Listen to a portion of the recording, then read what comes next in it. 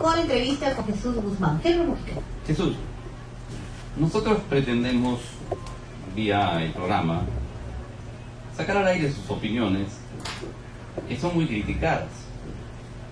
Hay gente que nos manda a decir o nos hace saber de que usted no representa a nadie. Son las opiniones que nos hacen llegar, de que usted es una persona insignificante, de que usted es un resentido, que sus opiniones son de carácter personal y que realmente cuestiona porque no le han dado ningún puesto. Nosotros no suscribimos, ni apoyamos, ni quitamos lo que pueda tener o contener ese cúmulo de expresiones, pero quisiéramos preguntarle si hay algo de cierto en todo este tipo de cosas, porque nos preguntamos también a la vez, si todo esto fuera cierto, ¿qué le preocupa que Jesús mame la señal? ¿No? Muchas gracias. En ese aspecto quiero ser claro y honesto sobre todo. Cuando me han preguntado por qué yo no estaba en el escenario político desde 1990 en adelante, pues porque la crítica comienza precisamente a partir de esa época. Recuerdo muy bien que con Héctor Vargas Aya sugerimos la formación de una comisión investigadora de los que habían robado, y resulta que la mayor parte de los responsables de haber conducido a las cosas del Estado no eran apristas. ¿Como ahora? Sí, igualito. Entonces les comenzaron no solamente a dar la arbona, sino que al final uno terminó siendo marginado definitivamente. Yo pasaría horas contando mis anécdotas y experiencias de cuántas asambleas nacionales me sacaron, de cuántas credenciales me las quitaron o no me las dieron, etcétera, para los congresos del partido. En otros tenía que ir con mi base, fui con mi base como delegado, y mis intervenciones ahí no fueron precisamente la del agrado de la dirigencia, y por esa razón hasta se me vetaba que fuera candidato a alguna responsabilidad en el partido.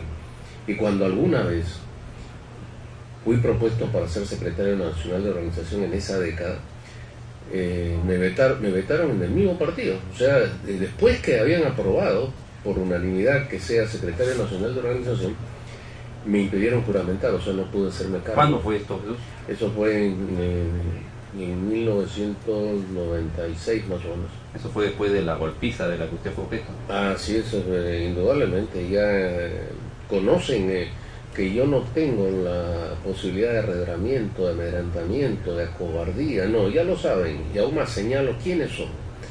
A quiénes son, y los hago responsables como los hice en esa oportunidad. Y aún más el partido tuvo que darme satisfacciones. Pero tratando de retomar la pregunta, ser resentido es difícil, no fue educado así, ni en mi casa, ni en el colegio, ni en la universidad, ni tampoco en el partido.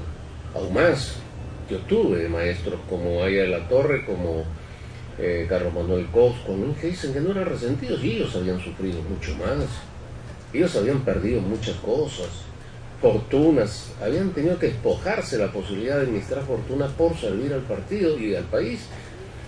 Así que para mí eso fue siempre un ejemplo interesante, recibir de la gente mayor, de la gente que había construido el partido, lo que significaba mantener una sonrisa o el entusiasmo por una obra, o en todo caso el optimismo de que realmente cuando uno tiene la razón vale la pena la lucha.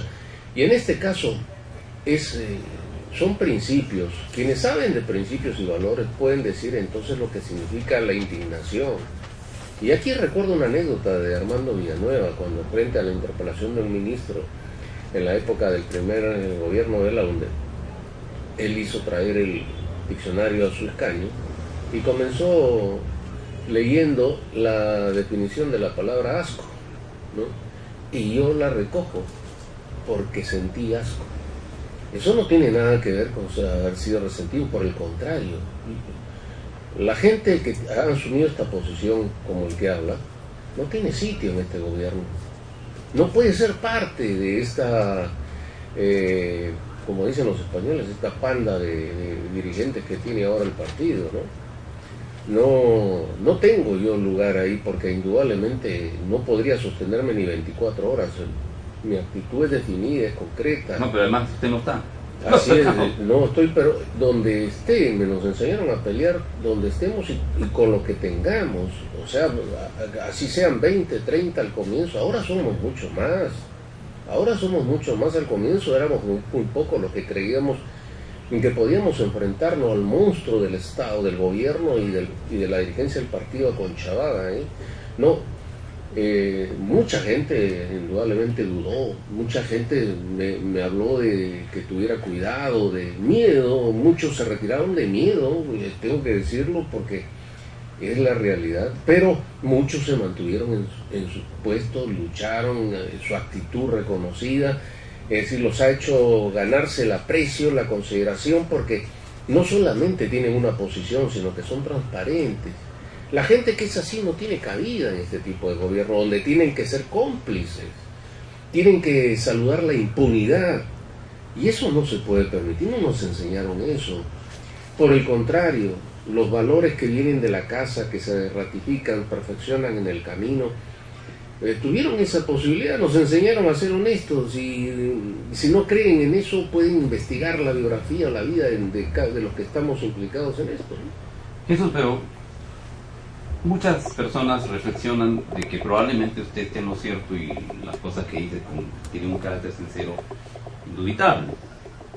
Pero la pregunta es, ya se termina el gobierno del señor García, ya están de salida, y probablemente están buscando la impunidad vía el próximo gobierno para volver el 2016.